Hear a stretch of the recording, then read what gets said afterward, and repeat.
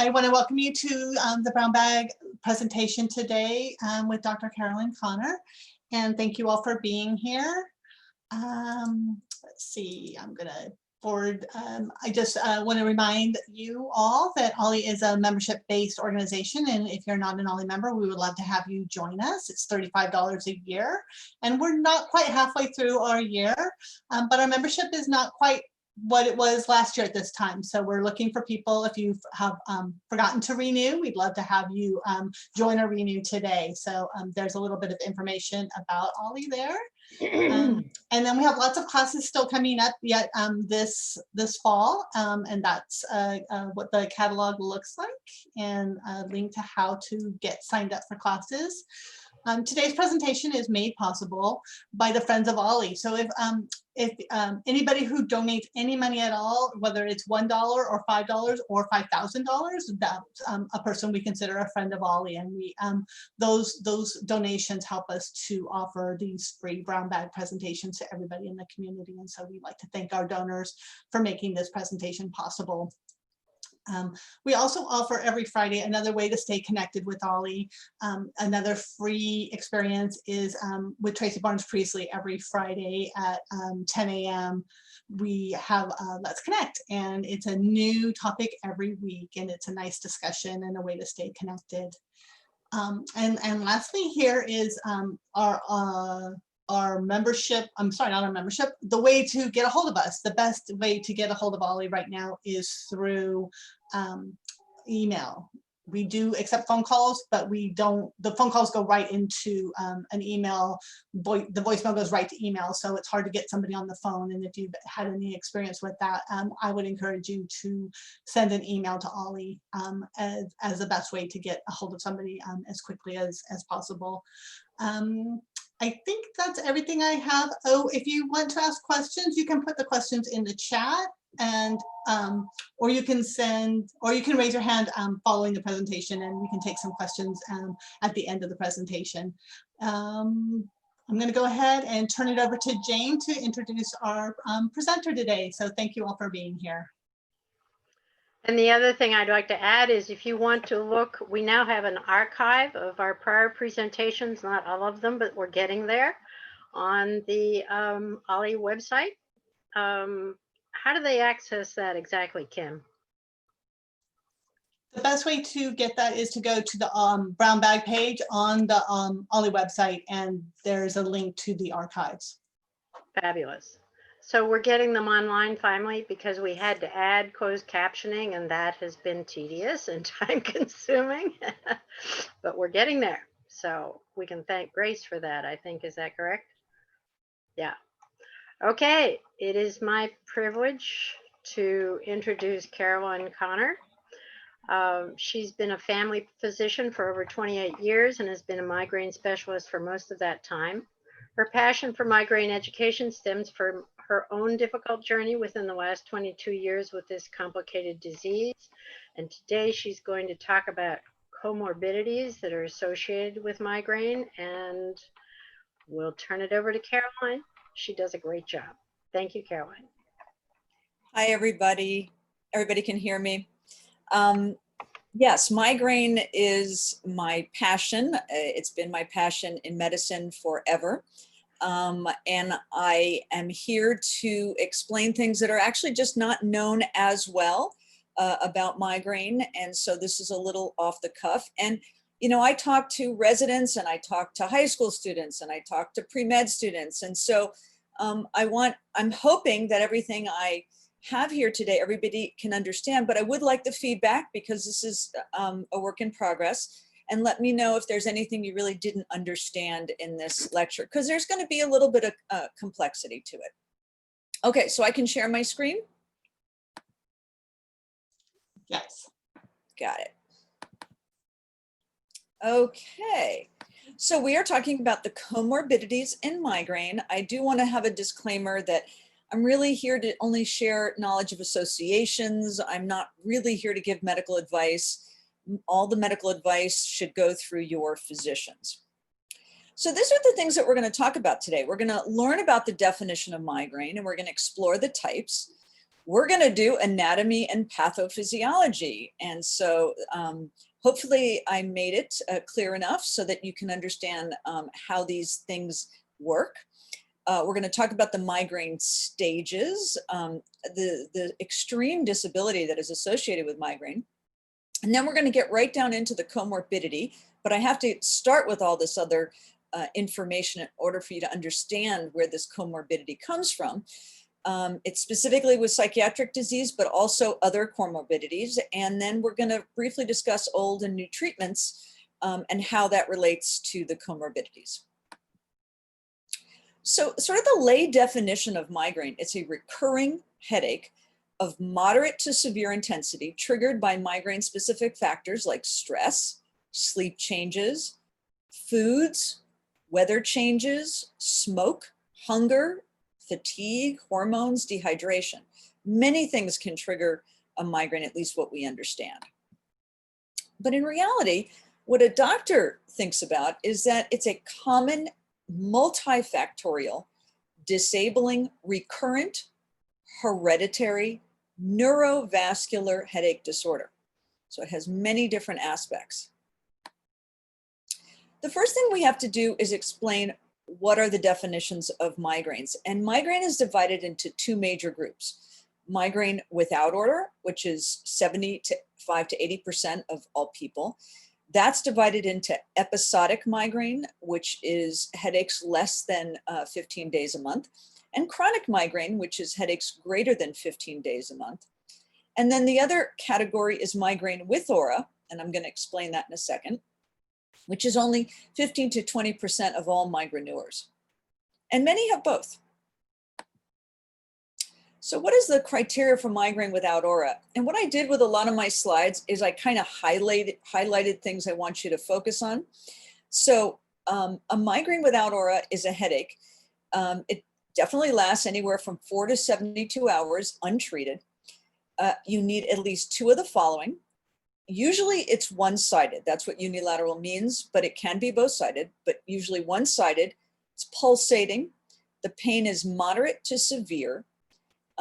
People avoid physical activity, or it's worsened by physical activity. And during the headache, you need at least one of the following. So you need two of these following, but then you need either nausea and vomiting, or photophobia or phonophobia. Now, what is migraine with aura? Well, aura consists of one of the following, no motor weakness, but you could have reversible, and I say this very specifically, it's reversible visual symptoms, and I'm going to show you pictures of that, which are you either see something or you don't see something. Fully reversible sensory symptoms, where you feel something or you don't feel something. Or you could have what we call dysphasic speech, where all of a sudden you're saying things that are nonsensical. And you need at least two of the following. These visual symptoms, in order to have an aura or the definition, you need to have homogeneous visual symptoms. And then the aura needs to develop gradually over 5 minutes. And then you'll end up really having a migraine within an hour.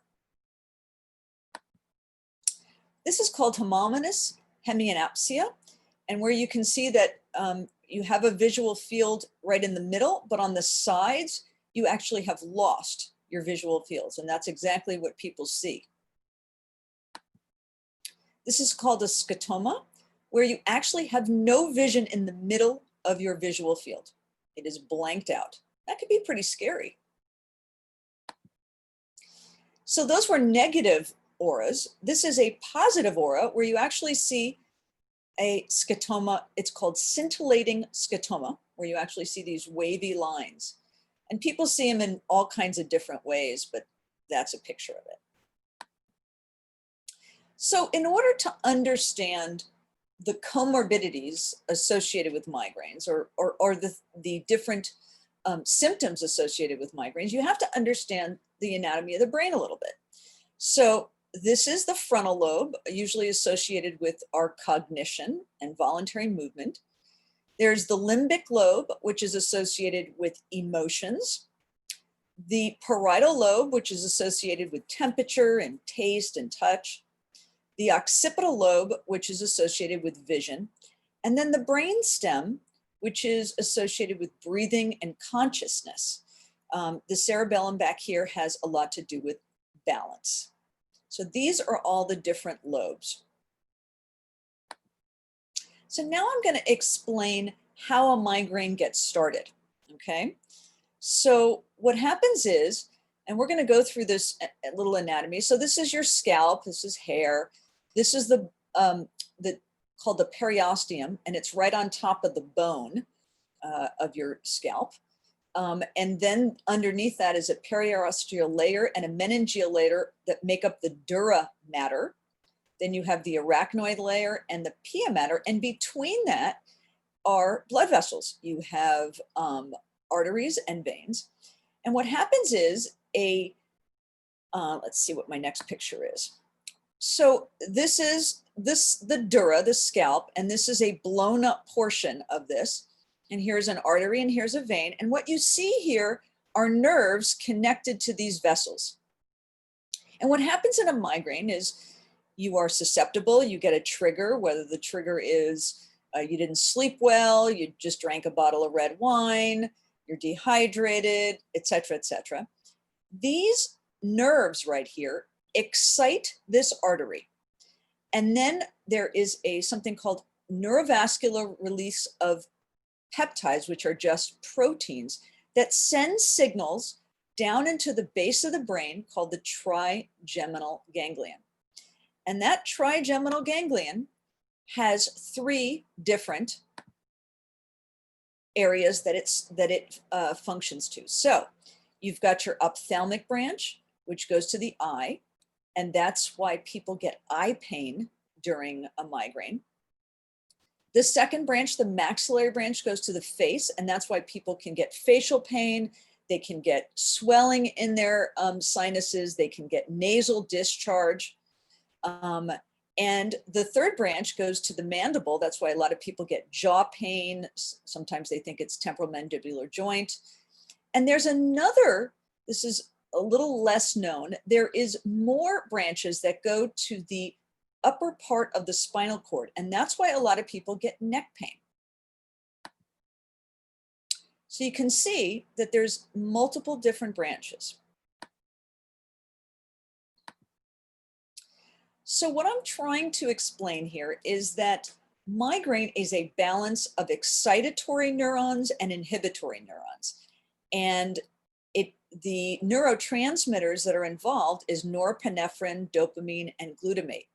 So a migraineur just has this enormous neuronal nerve hypersensitivity. And unfortunately, a lot of times the excitatory neurons are working overtime and they unbalance the inhibitory neurons that inhibit migraines. So this is where we're starting to get into comorbidities. So the pathophysiology of migraine comorbidities suggest that the varying symptoms that accompany migraine, beginning with the prodromal stage, and I'm going to show that to you, and continuing through the headache phase, suggest that there are multiple neuronal systems that function abnormally. Here's just a picture of that. So we know that all of these areas of the brain are involved in migraine. So I showed you the thalamus, which is in the limbic portion. We know the cortex is involved. Here's the prefrontal cortex. You have different other parts of the brain and into the brain stem that are all involved in migraine. So I'm going to explain to you what happens during a migraine. So I explained to you sort of the pathophysiology, where you have you have the nerve attached to the artery that excites the artery, then it sends nerve signals down into the base of the brain. So what does that mean in terms of what is happening in a migraine? Well, this is a chart, and let's see if you can follow it. This is time. This shows you that there's a trigger. This blue line is sensory hyperexcitability. So all your nerve endings are excited. The red is the actual headache. And down here shows that as the headache progresses, you get abnormal neuropsychological functioning. So you have the promontory phase, and I'm going to show you what that is. In that area is an aura. You can have multiple, whether it's a sensory aura, whether it's a visual aura. Then within the hour, you're getting the headache, and that causes quite a bit of pain. Whoops. And then there is the resolution and the postdrome. And all of these areas are abnormal functionings of the brain.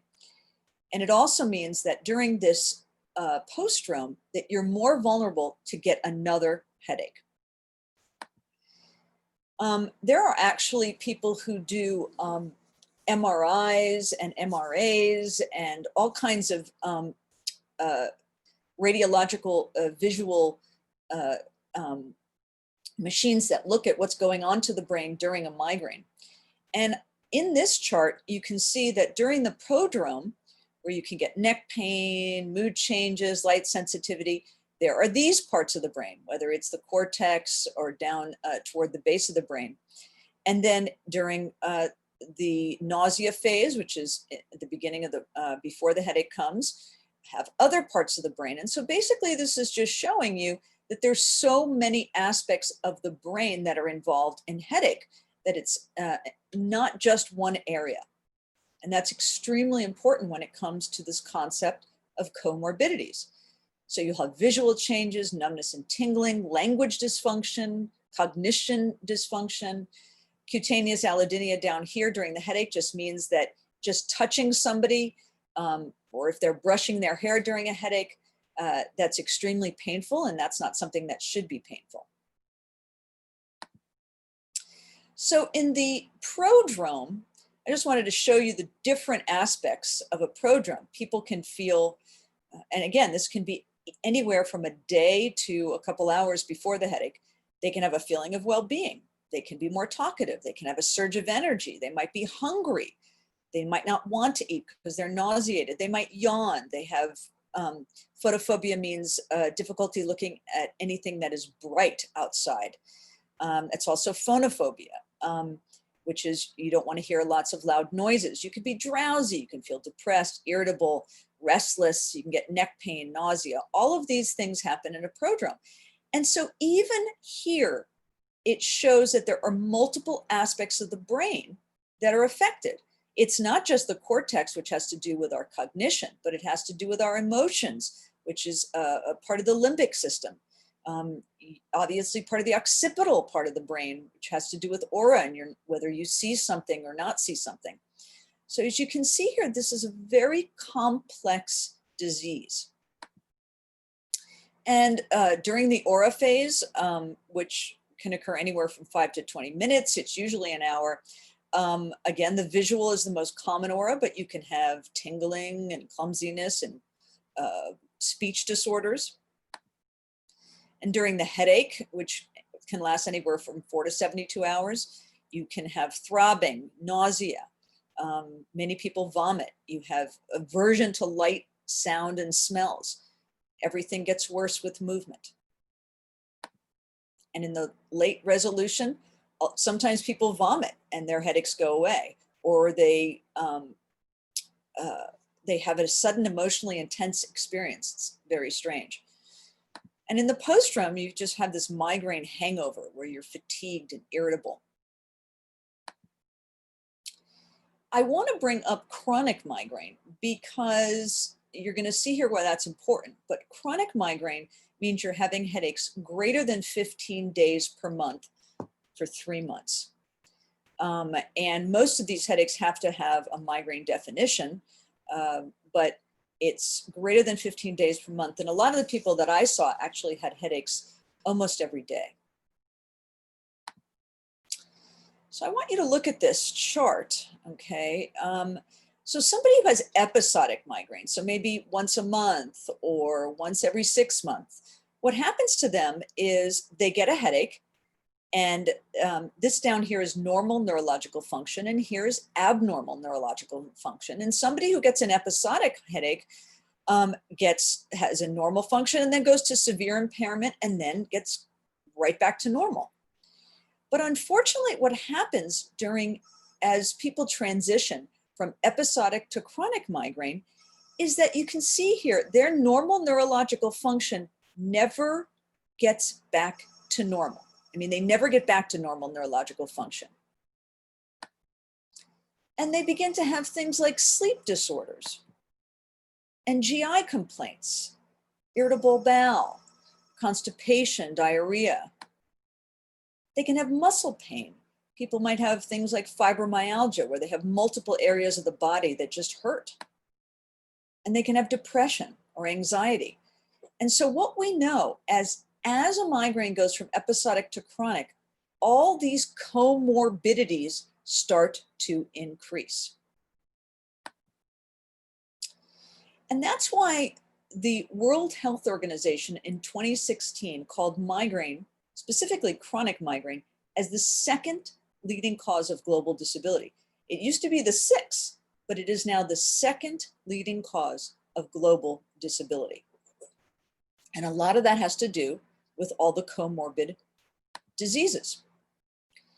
This was a very interesting study, the Chronic Migraine Epidemiology and Outcome Study, also known as CAMEO. It was a landmark study where the cohort was looked over for 15 months. It was a large number of patients. They found that migraine is a debilitating chronic disease. It not only affects the person, but it affects family activities, relationships between spouses and children. And migraine burden is even greater and more frequent among people with chronic migraine because they have the comorbidities.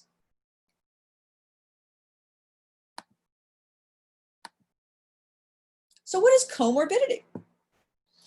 Comorbidity is the greater than chance association between two conditions in the same individual, okay? And we're hearing comorbidity a lot when you're hearing about COVID. You know, you're talking about somebody who might get COVID and who has a comorbidity of diabetes, and they're more likely, unfortunately, to die or be in an intensive care unit, or the comorbidity of heart disease, and they have a higher chance. So comorbidity just means that the chance of having difficulty with the disease, which is what morbidity is, there's other things that are connected to that. So I used to joke that we see sick people in my office. And what this is trying to show you, this sort of cartoonish, is that the people I saw just were not coming in for just plain old migraines. They had, one patient might have depression and sleeping difficulties and menstrual pain. Another patient might have headache, but also complains of sinus pain. Another one might have irritable bowel. Another person might have fibromyalgia and sleeping difficulties and depression. So you can see here that, you know, back more than a decade ago, or about a decade ago, we knew that people were having all these different issues. So even in 1994, we started studying this. And we found that the lifetime prevalence of psychiatric illness and migraine was very large. Here was the prevalence, and this was literally just going back and looking at people and asking them, do you also have depression? Do you also have anxiety? Do you have panic disorder? So people would, so this is sort of looking back in terms of studies. And people would say that, wow, if you had migraine, you had a 54% prevalence of also having anxiety. Whereas somebody who didn't have a migraine, it was only 27%. And with phobias, like not wanting to be in a group of people or having different kinds of phobia like fear of heights, etc. So it increased in people with migraine up to 40% from 20. People, 35% more prevalence of having depression, 11% of panic disorder, 10% anxiety disorder, 9% obsessive compulsive disorder. So that was back in 1994. And as the years passed, we started realizing, wait a second, wow, there's an overlap of all these things. We started to see that, you know, wow, the same people with migraine also had fibromyalgia, whereas widespread pain or tenderness in different parts of their body. They would have other regional pain syndromes, and regional meaning GI, gastrointestinal. So they could have diarrhea or constipation, or just have chronic pain in the gut all the time. That's what irritable bowel is. They could have interstitial cystitis. What is that? Well, you just feel like you always have to go to the bathroom, like you have a urinary tract infection. And we'd go in and we'd look in the bladder, and we found, wow, that there's some changes in the bladder. There was not a specific infection going on, but interstitial cystitis is a diagnosis that we see abnormal changes in the bladder, which can cause people to feel uncomfortable all the time. Temporal mandibular joint disorder, where you have pain in your, what we call TMJ. People had tension headaches. People had vulvodynia, where it was painful to have intercourse. Some women were just unable to have intercourse. We also noticed chronic fatigue syndrome. People just felt tired all the time. And of course, the psychiatric disorders of major depression, obsessive compulsive disorder, bipolar disorder, post-traumatic stress disorder, generalized anxiety disorder, panic attack. So this was very interesting to us. And what you see here all together is that there's a pain and sensory amplification. So as I was showing you, those arteries are excited, then the nerves get excited, and that means you're going to have pain at a lower level of excitement in somebody who has a migraine. So I just wanted to share this with you. Maybe this will help, that, you know, they did studies on, in terms of irritable bowel, they did studies on medical students where they literally put air into the rectum of medical students. And they found that even at small amounts of dilatation of the rectum, medical students who had irritable bowel syndrome had pain just with a little injection of air. Whereas other people who did not have irritable bowel, you could put a lot more air in there and they wouldn't feel as painful, or would hardly even feel it. So it's this sensory amplification. In 2008, in headache, they found that migraine was associated with major depression, bipolar disorder, that started coming more into significance, panic disorder, social phobia. And all of this was occurring twice as often in those with migraines as compared to those without. And migraine was not associated with drug, alcohol, or any substance dependence. So now we understood this, that migraine and anxiety and depression were very strongly associated. What we also started realizing was that this was also a prognostic information for us, that those that had migraine and anxiety and irritable bowel, that their progression was potentially even more intractable. And we started to realize, yeah, this is just an autonomic hypersensitivity. The body is just hyperly sensitive. And it's associated with the hyperactive migraine state. When I started doing all of this, I remember working with John Gambin, and the way he explained it is the migraine brain is like a noisy computer chip where it's just constantly sending off information and more information. And so if you can imagine, all these nerves in your body are just sending out constant signals. I like this chart. In my research for this talk, I found information from a website that looks at people's information when they have an app on their phone that is a headache calendar, and one of the best headache calendars is this Migraine Buddy. And so they did their own little demographic studies, and they found that 90% of people with migraine are female. They found that 65% of them are employed, but 48% have missed work due to migraine. The total spending is huge, $52 billion a year on healthcare spending. That's a lot of money. 47 million patients spend approximately about $1,100 each year to treat migraines. And now with some of the newer drugs, I'm sure they're spending a lot more drug money than that. 70% of these people have one additional chronic condition. 56% have mental disorders and 24% have other muscle, bone, joint disorders. So they're even doing their own little studies, which I found very interesting. So now we get into something even that we started finding at the beginning of the century, okay? That there was a connection between cerebrovascular disease and migraine. A lot of this information came from the fact that when we put women, specifically women with auras, on birth control pills, they had a very high incidence of stroke. And so what we understood from those studies is that migraine itself, just having migraine, incurs a threefold increase in stroke for both men and women between the ages of 15 and 45. If you have aura, it's much worse than that.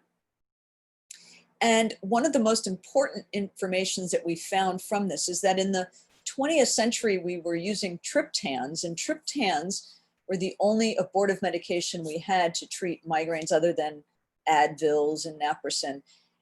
And we were telling people that, that you cannot use triptans because it can cause vasoconstriction if you're at high risk for stroke or if you had stroke. But what was nice about this information is that there was no convincing evidence available to indicate that triptan use adds to the risk of migraine stroke. But this is a very important line right here. Women with migraine with aura who were cigarette smokers and using oral contraceptives had a 7-fold higher odds of stroke than non-smoking women who were not on birth control pills. So we did know that stroke and migraine were connected, and now we knew specifically who was at risk. I mean, anybody could be at risk, and definitely higher in women with migraine. But if you're smoking and you're using birth control pills and you have auras, you should, first of all, never be on birth control pills, but you have a 7-fold higher risk. So then we started looking at cardiovascular comorbidities.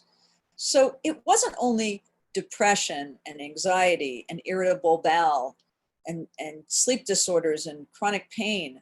We started realizing, wow, we're starting to see cardiovascular disease in people with migraine. We know that patients with migraine have an increased risk of 50% for major cardiovascular disease. The hazards ratio was 1.50. So you could have major cardiovascular event, whether it's a myocardial infarction, and that's what an MI is, okay? Hazard ratio of 1.39. A stroke, which I just mentioned before, hazard ratio of 1.62. When they say migraine is associated with coronary revascularization, that means that they found that people who had stents or who had cabbages, which are, it's surgery to revascularize the coronary artery disease, that hazard ratio was 1.73. And we also knew that individuals with migraine with aura have an elevated Framingham score, which tells if you have a high risk of coronary artery disease based on your cholesterol. And we also know that migraine is associated with retinopathy, which we see in people with diabetes and cardiovascular disease. So again, higher risk of cerebrovascular events, which is strokes, but now cardiovascular events. This was a very interesting study just a couple of years ago that they looked at migraine and cardiovascular disease. They did a huge meta-analysis, and what that means is they looked at all the different studies and they put it all together. And they found that migraine, especially with aura, is associated with an increased risk of cardiovascular disease, not limited to just stroke. The absolute risk in young women is low. However, migraine with aura should be regarded as an important cardiovascular risk factor. And so one of the most important points about this is that if you are a physician or if you are a patient, you want to discuss this with your primary care doctor, because it might mean that you need to be treated for high cholesterol or high blood pressure or anything that is related to cardiovascular disease. You need to be treated more aggressively, okay? And what we know is that probably the multiple factors could be vascular vulnerability, And endothelial dysfunction just means that in the artery itself, there's abnormalities in people with migraine, which means that there might be things that damage the lining of that artery more easily than somebody who doesn't have migraine. And that sex hormone levels may be responsible for the gender differences. So again, these are some prevalence of comorbid conditions in migraine. We'll see, certainly we know about anxiety disorders and depression. We know about chronic pain, arthritis, but now we're starting also to see hyperlipidemia, high cholesterol and heart disease and hypertension, and in pretty significant amounts. We also are starting to realize that we see more allergy in people with chronic migraine or even just regular migraine. Asthma, which we think of an autoimmune disease, and sleep apnea, which is people snoring. So it's not just anxiety and depression, it's multiple different diseases. I like this picture because it shows you've got your cardiovascular, your myocardial infarction, which heart attack, angina, which means that people who have cardiovascular disease get chest pain if they exercise, stroke, high blood pressure, low blood pressure. Raynaud's phenomenon is people who always have cold hands or cold feet. It means that the vascular supply to their to the end parts of their fingers and their toes do not work as well. They're very narrow. We see migraine associated with epilepsy, with restless leg syndrome, with vestibular disorders, which means people who have balance difficulties, and that's in the cerebellum. We see it associated with Bell's palsy. So that is a disease where you get a weakness on one side of the face that comes out of nowhere. Certainly depression, anxiety, panic disorder, bipolar disorder, but also other pain conditions like snoring and sleep apnea, asthma, allergy, other non-headache chronic pain. And a lot of my chronic migraineurs just say they just have pain all over. They just feel bad all the time. And irritable bowel syndrome. And again, I want to reiterate that the more of these days that people have migraines, the more they cannot get back to completely normal, the more the comorbidities start to occur. So there was this very, very interesting study that was done in 2016, and it's called the MASS study.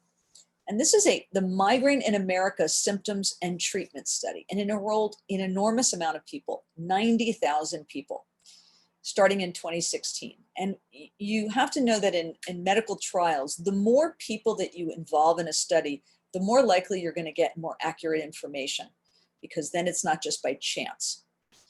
So what they did is they evaluated a group of migraine cohorts, which is a group of migraine people, and they evaluated the impact of headache pain intensity, migraine headache day frequency, and the combined effect of these variables on the rates of other diseases. And what they found, that there was a strong correlation between the relative odds of having a comorbidity like depression, irritable bowel, etc., and the self-reported number of migraine headache days. This is a very, very interesting study. So in order to understand what we're talking about here, I have to explain to you what an odds ratio is. An odds ratio is a measure of association between an exposure and an outcome. So in this case, the number of headache days and, for instance, depression or stroke or cardiovascular disease. So the odds ratio represents the odds that an outcome will occur given a particular exposure compared to the odds of the outcome occurring in the absence of that exposure. So in plain language, I wrote it out here for you. If you have an odds ratio in a study of 1.2, it means that there's a 20% increase in the odds of an outcome with a given exposure. If you have an odds ratio of 2, that means there's a 100% increase in the odds of an outcome with a given exposure. So anything above 1 is a positive result. So even back in 1991, we saw that the odds ratio of people with migraine with psychiatric disease was high. Dysthymia is a sort of low-level depression, and the odds ratio of people with migraine and dysthymia was 4.4, so 400 times than normal, or people without migraine. Major depression, it was 300 times more. Manic depression, 500 times more. Same thing with bipolar, but that was back in 1991. But in the mass study, this is what we found. So let's take you through these charts, because if I go through it slowly, I think you'll understand it. It seems a little complicated. So on this side, you'll see the number of headache days and the odds ratio, okay? So as we go up, these are the number of headache days. So as you go this way, that's more headache days. And this is the headache pain intensity. Here is moderate and here's severe. So for instance, with anxiety, what we see is that literally everyone, whether they have 5 migraines a month or greater than 21, as you have more headache, you have more chance of having anxiety. And as it worsens, it's even more.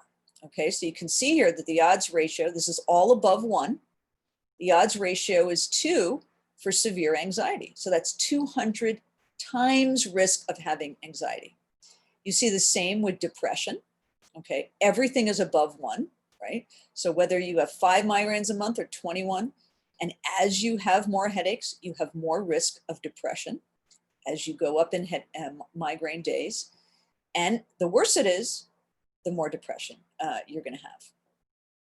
The same thing with insomnia. So you can see here just in the psychiatric diseases, and I don't know why they called insomnia a psychiatric disease, but they did. Everything is above 1. So here's epilepsy, which is seizures and stroke. I found this really interesting. So the only people who had noticeable episodes of epilepsy were people who were having headaches anywhere from 15 to 20 times per month. And actually, it wasn't really above 1. So there wasn't a huge correlation in terms of pain intensity with epilepsy and migraine. Stroke, there was an association. So some people have always asked me, if I have a really, really, really bad headache, the worse my pain is, does that mean I'm going to have a stroke? And the answer is clearly here, no. But as you can see, that most everything is above 1 here. So the number of headache days you have, so the more days you have headache and the less time you get to come back to normal, it does increase your risk of stroke. It's not up to 2, but it definitely increases it. Here's cardiovascular disease. So this was interesting. So angina, which is what I mentioned to you, is when you have pain with exercise in your chest, which means that you likely have some sort of cardiovascular disease, that the more pain that the more headache pain that you have was not associated with worsening angina, but the number of headache days was associated. And you can see, it was interesting that 15 to 20 seems to be the magic number. With peripheral arterial disease, yes, the worse headache pain you have, there was more associated peripheral arterial disease, which means that you have blood vessels in your legs that are blocked, or in your arms that are blocked by vascular disease. But it didn't have really anything to do with the number of headache days, according to this chart, maybe in 5 to 9, a little above 1, but not a lot. Heart attack, it didn't have anything to do with the number of headache days. Actually, the less headache days you had, the more risk you had. And it had nothing to do with severity, nor did severity have anything to do with hypertension or high cholesterol, but it definitely had to do with number of headache days. So that's interesting. And probably what all this is about is the inflammation that happens in a person who has migraine, the cascade of events, the inflammatory mediators that are let out probably have a lot to do with all of these diseases. Here's gastric ulcer. mean, this is real interesting. Now, what I didn't find on here, if whether that had anything to do with taking anti-inflammatories, but I believe that they controlled for that. But you can see here that the more headache days you have, the more increased risk for gastric ulcer. And the worse it is, the more increased risk. Kidney disease, not so much. Vitamin D deficiency, a little bit worsening with severity of headache pain and in the days of headache. And there is a positive risk of diabetes with the number of headache days. Here's asthma. The more headache days you have, the more increased risk you might have of asthma. Again, an inflammatory condition. Same thing with allergies, and the same thing with rosacea, which is a skin condition. Fascinating that psoriasis we see more common in people with more headache pain. The severity is higher. We'll see with arthritis, it looks like the more headache days you have, definitely increased risk of arthritis. But also you'll see this with osteoarthritis. This is likely rheumatoid. Oh no, this is just general arthritis. And they divide it into osteo and rheumatoid. Rheumatoid arthritis is different than osteo in that rheumatoid is an autoimmune disease where your body attacks itself. So again, all of these are related to inflammation. What I found very interesting in these studies was that migraine and depression are bidirectional. So patients with depression who had not had migraines in the past have more than threefold risk of developing migraine compared to people who are non-depressed. So there's a shared mechanism, and we think it has to do with dopamine and serotonin and inflammatory mediators. We also think that hormones have a lot to do with this, whether it's the fall in estrogen before menses or the fall in estrogen around the perimenopause. But these estrogen hormones modulate neurotransmitters. We definitely know that. We definitely see more depression and premenstrual disorder associated with migraine. And again, this is just reiterating the presence of sleep disorders associated with more frequent and severe migraines. But it doesn't have to be just insomnia. It could be obstructive sleep apnea, restless legs, where your legs just can't stop moving, narcolepsy, where people just fall asleep out of nowhere. And this I wanted to share with you. This is a very interesting study. This is the Childhood Maltreatment and Comorbid Pain and Migraine study done in January of 2010. And what they found is people who were poorly treated in childhood, whether it was emotional, physical abuse, or neglect, they looked back and they found that 31% of these people had irritable bowel syndrome, 16% had chronic fatigue syndrome. So these were people with migraine and the diagnosis of childhood maltreatment. They also had fibromyalgia, the interstitial cystitis, arthritis. So at least one comorbid pain condition was reported by 61% of these people, and two conditions by 18% and three more by 13%. We definitely see this, that people who've had emotional and physical abuse and neglect have increased number of comorbid conditions with migraine. So I just wanted to share that, we've known this for a long time. And so people with migraine, we would do depression screenings on them. We would ask them to get some cognitive behavioral therapy, including relaxation and biofeedback, because we know that helps bidirectionally, meaning if we can get them to have less headaches, they might have less anxiety and migraine. And this also allows people to talk about all their different issues. And it also allows us, and in the next slide, to use different drugs to try to treat multiple disorders. So in the 20th century, I would give people either amitriptyline or nortriptyline, which is an antidepressant to treat their migraine and to treat depression and insomnia. A lot of times, and the same thing with venlafaxine, that's a medication to treat depression.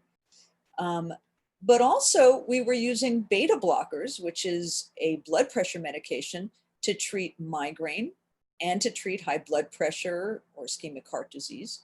We would use an anti-seizure drug, whether it was Depakote, which is what this is, and topiramate, to treat people with migraine and a seizure disorder. And what's interesting about this is all the drugs we used in the 20th century, we all found by accident, meaning I had somebody who might have been, or I should say, this has been going on for decades, but if somebody came in and had depression and we gave them amitriptyline or venlafaxine, they'd say, hey doc, my migraines are better. Or if I need to give them a beta blocker for blood pressure, they would say, hey doc, my migraines are better. So this is what we call a twofer. We would try to help two birds with one stone. But in the 21st century, we have brand new drugs, okay? And I'm going to just spend just moments on this because this is really very important. And I think that we're going to see very interesting changes in migraine treatment. But there are new drugs that are associated with calcitonin gene-related peptide, CGRP. And what we know is that people who have migraine have higher levels of CGRP, okay? We actually will take their blood and see that they have higher levels of this peptide. What we also know, it's a patent vasodilator. And we know that we can invoke migraine if we infuse this peptide into people. And so what was developed over the last decade are multiple drugs. They're monoclonal antibodies, and all of you guys know about that because our president just took monoclonal antibodies against COVID. But what it is, monoclonal antibodies are antibodies that attack a specific type of receptor. And in this case, it's either the CGRP receptor or the CGRP itself to block that peptide. And what it does then, if it's blocking that peptide, you're not going to have a high level of CGRP and therefore not high level of migraine. And now it says 3 FDA approved, but actually we have 4 FDA approved drugs. One is called Arenumab, which is Aimovig. You might even be seeing Aimovig being advertised on TV. Frenemezumab, which is Ajovy, Galcanezumab, which is Emgality, and Eptinzumab. And what these are injectable monoclonal antibodies that you get either monthly or every 3 months, or in this case, you get an infusion. And what it does is it blocks CGRP.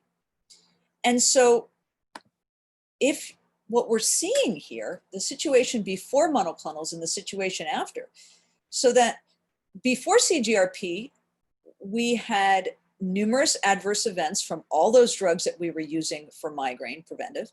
It took 2 to 4 months to be effective. They only had maybe a 50% responder rate. It loses effectiveness if you're in people who were taking multiple medications for migraine, what we call medication overuse. For instance, if they took more than 2 analgesics per week, they would get medication overuse. And these other drugs, like I mentioned, the beta blockers and the amitriptylines of the world, they didn't help medication overuse. But with the monoclonal antibodies, we now have the first and only ever medications for the prevention of migraines, whether you have episodic migraine or chronic migraine, and they work very quickly, less than 1 week to a month to start working. They have very few side effects, and the responder rates can be up to 75% and sometimes 100%. And so they're lowering all acute medication use. You're not using your triptans, you're not using your Advils. And so what is that going to do then for the people who are going to have less migraine days? I believe that we're going to see a lot less comorbidity associated with it. Now, I don't know yet. because a lot of these drugs just came out in 2018 with the last one who came out in 2020. And so we need a lot more time for this, but I think that's what you're going to see. So why care about comorbid conditions? Well, because it increases the risk of progression from an episodic disorder to a chronic migraine. It certainly limits your treatment options. Your disease burden is increased. The quality of life is decreased. It adds to a patient's economic burden. And why I think it's really important is because when I used to see people with migraine and they had all these other disorders, patients would finally say, wow, someone finally sees me, they understand me. Because patients feel unheard and they suffer in silence. And doctors without a good education think that some of these patients are simply exaggerating, but they're not. And so what's important is that aggressive treatment by patients and doctors is essential for the overall well-being of patients, specifically with migraine and comorbid diseases. And I think it's going to be fascinating to see if the new medications will decrease the overall multiple comorbidities. So that is it. And I'm here for questions. I hope everybody followed me because it was a little bit complicated, but I tried to make it understandable. So I'd like to take questions from people. I have one in the chat room, which is, why do we think migraines have become the second highest problem worldwide, causing issues of economic participation? What do they think are has caused this rate? What has changed in our diet, our environmental toxins, et cetera, that has led to this major change worldwide, let alone in the United States? It's a great question, and I'm not sure that they just, that migraine is increasing. In my other talks, I show this picture of an iceberg, and what you can see is you can see the top of the iceberg where you can see the number of migraine people, but underneath that iceberg is this huge amount of ice, which are undiagnosed people. So I think what you're seeing is a recognition of that there's more people than we think, and that the disability is worse than we think.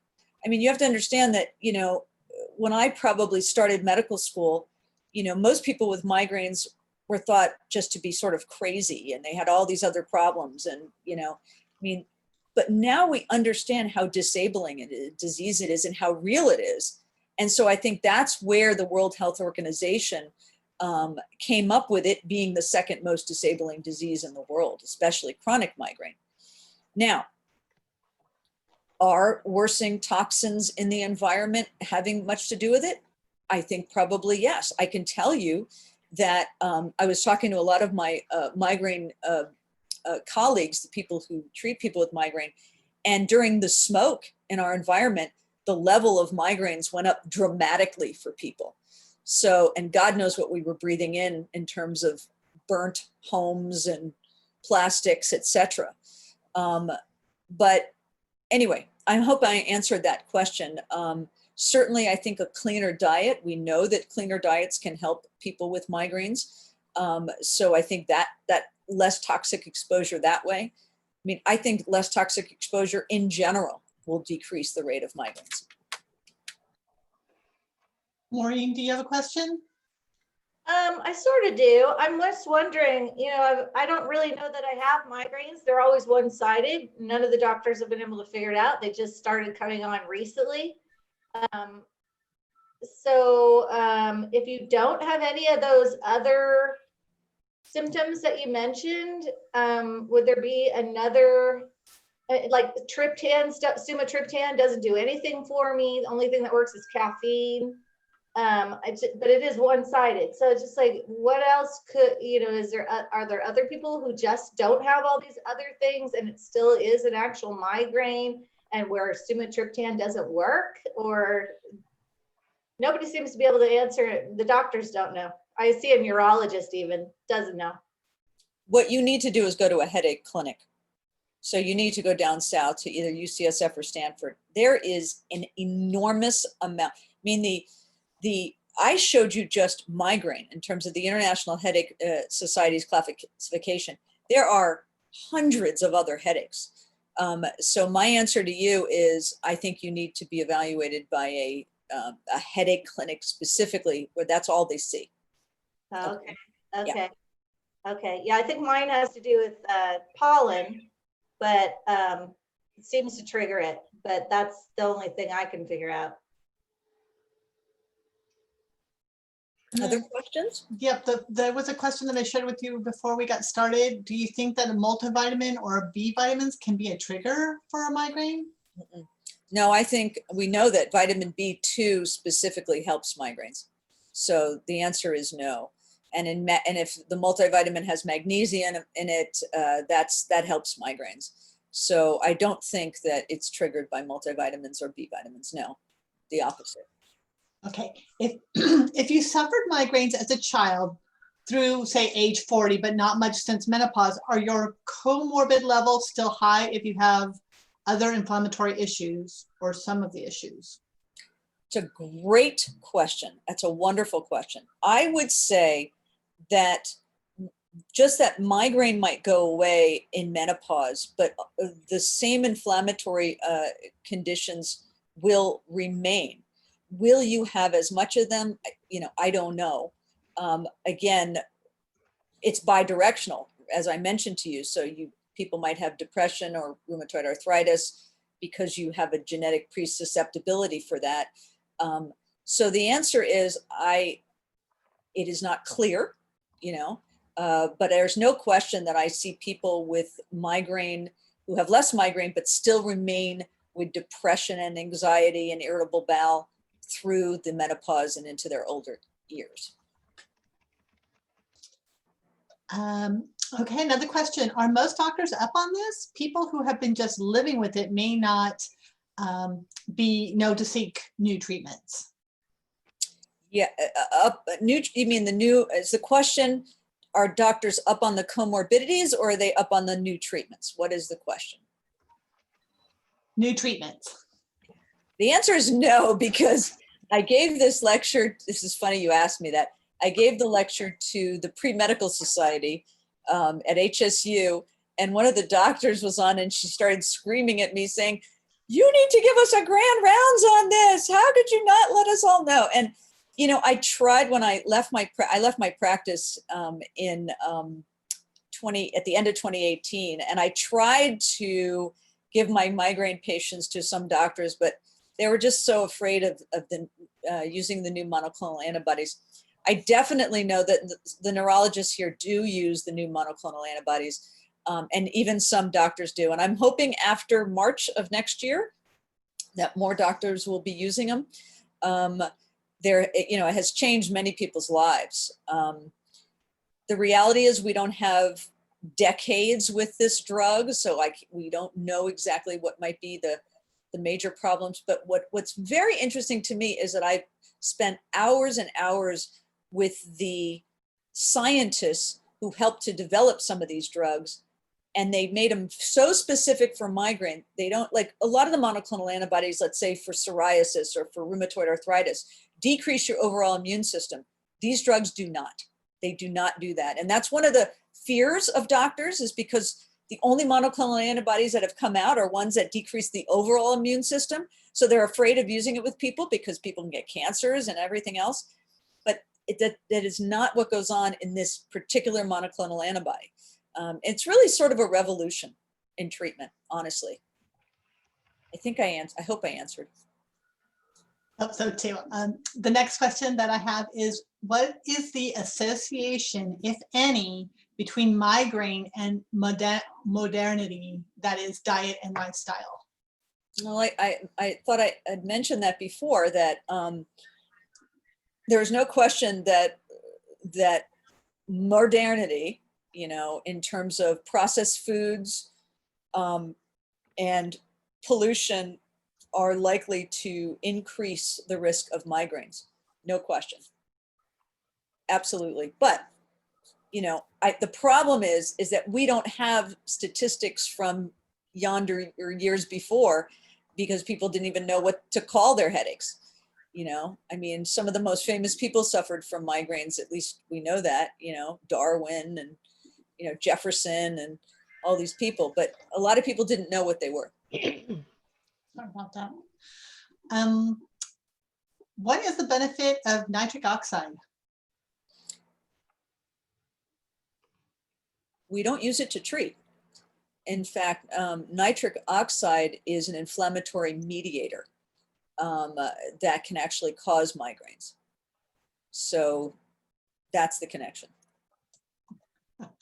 Can you reiterate how often the antibody therapy is given and what is the cost? Of course. There are 4 different one of them, okay? And every one of those companies allows people to get these drugs free for the first year, at least for now. The cost, we think, is in the range of $500 a month, but a lot of insurances are paying for part of that. So I don't know if you guys know all the different tiers in your insurance companies, but likely these drugs are going to be in tier 4. So yeah, they're expensive, no question. Oh, and I forgot to mention, you can get you can buy an injection every month, or you can, there's only one company called Ajovi, which is galcanezumab. No, I'm sorry, franizumab. And you can get 3 injections at once, so you don't need to have them every month. That means you'll get them every 3 months. Okay. When do we expect to have data on the effectiveness of monoclonal antibodies addressing CGRP? We have lots of data. We have unbelievable data. That's why these came out. And their effectiveness is literally through the roof. Like I mentioned, you know, before we had less than 50% chance of helping people with all of our other medications. We're seeing literally within a week, sometimes improvement, but also we're seeing people with 50% response, 75% response, and then we have super responders who are 100% responding. So we know that these monoclonal antibodies decrease migraines. We know that, period, end of story. The one problem that we have is Aimovig, which is the first one that came out, had severe constipation associated with it. But the other drugs are fairly well tolerated, but they do have injection site reactions. But if you go on like a Facebook page of people taking monoclonals, you'll see all kinds of different symptoms associated, they think, with these medications, but we don't know yet if they're all definitively associated. And then similarly, will these new monoclonal antibodies possibly help address COVID? Oh, absolutely. Our president got better.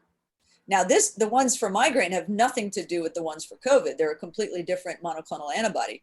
But yeah, but the problem with monoclonal antibodies is the cost. So, you know, our president got it, but the average Joe is not going to be able to get monoclonal antibodies for COVID. And that's a big problem. So just don't wear your mask. It doesn't matter. No. Shall we ask our primary care physician for one of these new medications? Which MAB should we start with? I can't answer that. A lot depends on insurance. You can try any one of them. And some people will get better with one and not another. So now, will your primary care physician know about them? I don't know. Hopefully after March they will. What happens in March? What you keep saying about March? I'm giving a grand rounds to all the doctors in town. So. Yeah, so that should really help inform them about what options are out there. Is there any correlation between migraine and sinus headache? So if you go to my regular course, I talk a fair amount about that. It's on just understanding migraines. And when I showed you a picture of the 3 branches of the trigeminal nerve that affect, that are affected in people with migraine, the first branch goes to the eye. That's why people have eye pain. The second branch goes to the face, and that's why people get what they think are sinus headaches. It's not a sinus headache, it's a migraine, and you're just having the second branch of the trigeminal nerve activated, which causes nasal congestion and causes discharge out of the nose. So it's just the second branch that does that. So, you know, we like to tell people there is really no such thing as sinus headaches, even though people think they have that. It's really migraine. And the majority of people, if we treat them with triptans or with some other migraine drug, their headache goes away. Well, I was asking that because I had a headache for like 18 days, and they did a CT scan and they said it was a sinus headache. There is no such thing. So you either had a CT scan that showed you had a sinusitis, which is an infection in your sinuses that caused you having a headache. That is the reality very rare. There wasn't an infection. No, there wasn't. Then they should have called it a migraine. Okay. Yeah. There is I no just- such, you know, I mean, think about it. If you have a sinus infection, you get antibiotics, it goes away within a few days, even though you're taking it for 10 days. There is no such disease other than Okay. migraine that would cause that. Yeah. So All they right. use the wrong words for you. Okay. And you can see that, I mean, doctors don't even know this. I mean, we have so much. I have to share with you that when I used to go to these major migraine conferences for the last 20 years, they always had an ear, nose, and throat doctor come in, you know, in the middle of the conference and say, stop sending me these patients. They got migraines. They have nothing to do with sinus, please. And in fact, I got a ton when I was doing my migraine work, you know, last 24 years, I got a ton of referrals from ear, nose, and throat doctors. So Linda, that was a great question. Thank you. Is it possible? Karen, go ahead. Is it possible to have sinusitis, 24 hours a day, every day of the year? No. Well, here, you have to divide between the things. So a sinusitis is an infection of the sinuses. Right. If people have allergies, they can have sinus symptoms, 24/7 unless they get treated. Does that make sense? It That's makes the difference? Yeah. Yeah, that's different. Yeah, different things. Yeah, even if you're treated, you can have symptoms 24/7. Yes. And so that's the problem. Right. I mean, obviously, if it's, yeah, you want to have, you want to have good treatment, and sometimes the treatment doesn't work, and then people end up having injections for allergy shots and, that kind of thing. So please, Let's the see. doctors. Why do birth control pills increase comorbidities? No, birth control pills, I specifically said something very specific, that people with migraine with aura who take birth control pills have an increased risk of stroke 3 times than the normal person. If you smoke, have migraine with aura, and take birth control pills, you have a 7 times increased risk of having a stroke. But why is that? Probably. What is it that the birth control pills are doing? Oh, I'm sorry. Birth control pills have high estrogen in them, especially Right. the ones of yesteryear. So estrogen, we think that the estrogen probably causes the increased vascular permeability, which increases everything that is in the cascade for a stroke. How does it affect the migraines? So we know that high, are you asking how does the, Estrogen. yes. So Okay. that's a very complicated, in fact, I could spend an hour lecture talking about hormones and migraines. But in some people, high estrogen increases the risk of stroke and increases migraine. But in other people, low estrogen does, okay? What we definitely know is that if you have high estrogen that drops, that if you go from high to low, that's going to cause a migraine. So for instance, that's why people right before their period, okay, get a migraine, or right around the beginning of their menses, because your estrogen drops during that time. Okay, does that make sense? Yes. But it's a very complicated discussion. In fact, you know, I've been to lectures where we're literally sitting there for 2 hours talking about hormones and migraine. Thanks. Another question, how is hypersensitivity diagnosed in a clinical setting?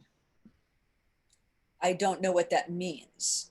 Hypersensitivity, you mean, because there's hypersensitivity emotionally, there's hypersensitivity physically. Can somebody be a little bit more clear what they meant by that? Well, basically hypersensitivity related to reaction to light, reaction to noise, all the. So it's diagnosed that just by what you just said, that it's somebody who has an irritation from light and noise and sound and foods and, you know, but I don't diagnose hypersensitivity as a disease. You know, hypersensitivity can be associated with diseases. But there's a strong association with migraine. Oh, absolutely. Yeah. Absolutely. So people are hypersensitive. Yeah. And then similarly, why is it that caffeine triggers the aura? Is that So caffeine doesn't trigger auras. Caffeine is an interesting drug. What we understand about caffeine is that some people, if they have a headache, caffeine helps it.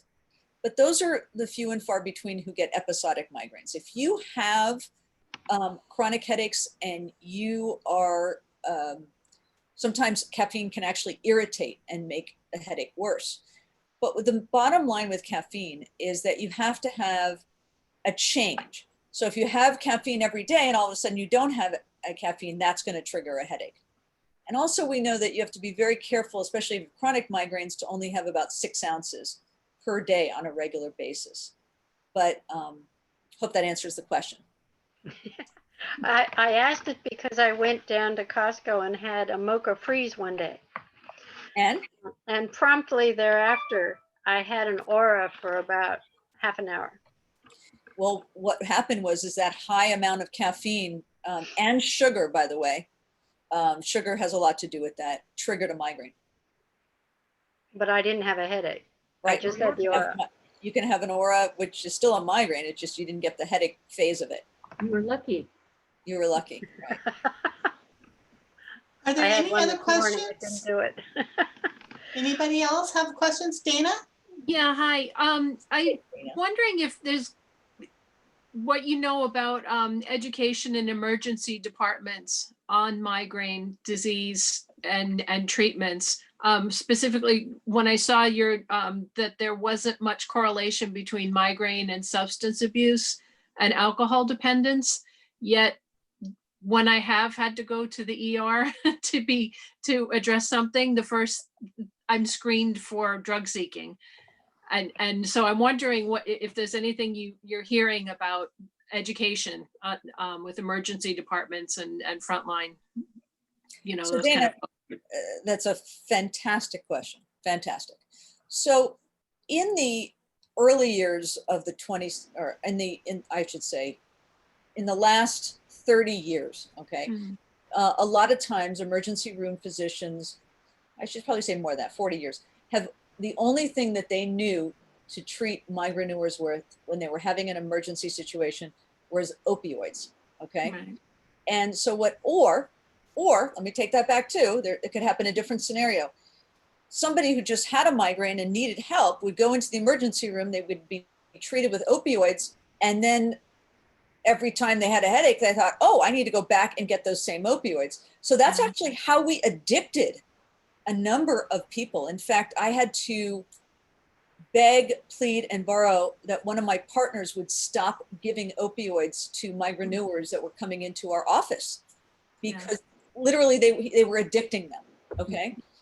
But those were years before. And I will say that I've seen a change in emergency room physicians where they don't use opioids anymore. But because of that history, Dana, a lot of doctors had this idea that migraineurs were just drug seeking. In fact, that's the farthest thing from the truth. People don't want to go to the emergency room. They want to be treated at home. They want to get it done quickly. It was all just a big freaking lie, you know? Yeah, Yeah, I've walked out of ERs because I needed help for vertigo, not for pain. Right, And right, absolutely. And I will say that us in the headache world have tried to spend a lot of time trying to educate our emergency room doctors. In my early years here, I would literally call all the emergency room doctors and say, please come to my grand rounds so that you can learn how to treat these people and not put them on opioids. Yeah, great question. Thanks. And that was part of the opioid epidemic too. I mean, you know, we were taught, treat pain, make it go away. So we gave opioids. But we always know that opioids make migraines worse. Yeah, I've never taken them personally, but I'm familiar with all the other scenarios. Yeah, okay. Any other questions? Yeah, one of the participants who joined late is asking if you practice here now. I retired from medical practice or seeing patients the end of 2018, and now I'm teaching. I'm on a new sort of a new career. And I just want to add that Dr. Connor has taught a couple of understanding migraine classes with us. Usually I think there are 2 sessions, and both have been well attended and super informative, much more deep than what you're seeing here today. So if you're interested, we'll probably be offering that again. I'm thinking in the spring. It looks like we're going to go ahead and skip the winter session. And then I put in the chat that this presentation will be available on our website. Excuse me, and I did add the link to the place on our website where you'll be able to find it. And probably, if it's not later this week, it should be early next week. But definitely keep checking back. And there is one question here. If you will share your slides. Share my slides. Interesting. Sure. I would want to make one other comment to you all. I love teaching about medicine specifically. I love teaching about headaches, but I could probably teach about almost any family practice thing that there is. And so if there becomes a general consensus of something that people want me to teach in an OLLI course, you give me a couple months, I'll put it together and we'll do it, okay? I want to educate as much as I can. That's awesome. Thank you so much for that offer. And if you have any suggestions, you can either send them to me at the OLLI email address. It's OLLI@humboldt.edu. Or if you're filling out any evaluation for any class that you've taken with OLLI, there's a place on there to add your suggestions for future classes. So we would love to have that kind of feedback. Yeah. Any other questions? Anybody have anything else that they would like to ask? One of the things that Jane had asked me to do is think about talking about, CBD and THC in terms of treatment for different pain syndromes. Also, I'm very interested in nutrition. So that's one of, and irritable bowel. And nutrition and irritable bowel. So those are things that I'll probably be putting together next. So. And the gut microbiome. Right. Well, that's part of the whole thing. Right. I know. No, thank you ever so much, Carolyn. You do a fabulous job giving these presentations. Hopefully it was understandable. Good. Yeah, absolutely. Okay. And I'm so glad we're now able to record these and have them available, because it makes a tremendous difference for people to have access to them. Those who miss them because they aren't aware, or, you know, but we want to let people know. So feel free to tell everybody they can now go online to OLLI at humboldt.edu and get access through the Brown Bag Lunch archive. So, and as she said, as Kim said, this will be available sometime in the next week or so. We had to solve the problem of putting on closed captions. Oh, right.